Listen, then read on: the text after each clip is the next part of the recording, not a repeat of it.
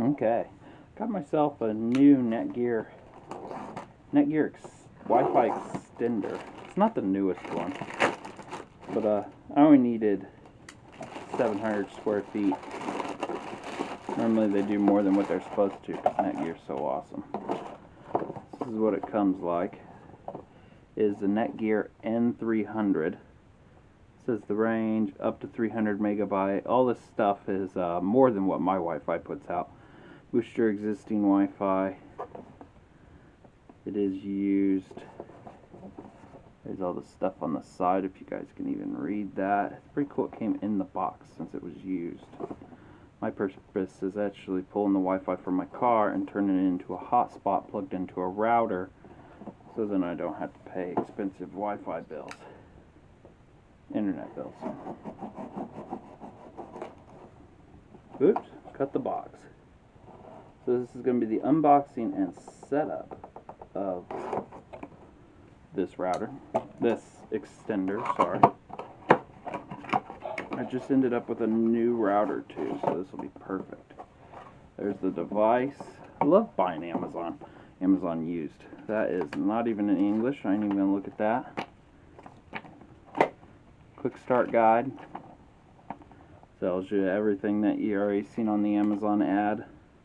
Tells you what all your colors are supposed to be. Now screenshot this, zoom up on it under your photos with 2 little fingers if you really want to see all this.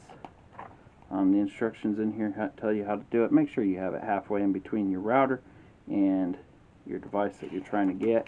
This is really good for people that have garages that aren't attached.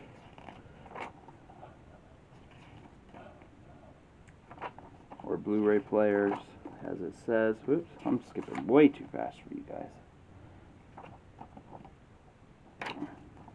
And here's the device itself. They give you a heck of a box for what it comes in. Yeah, you got all that box in there. I guess it keeps it safe. There is only 2 plugs. You don't need to worry about a ground, I guess.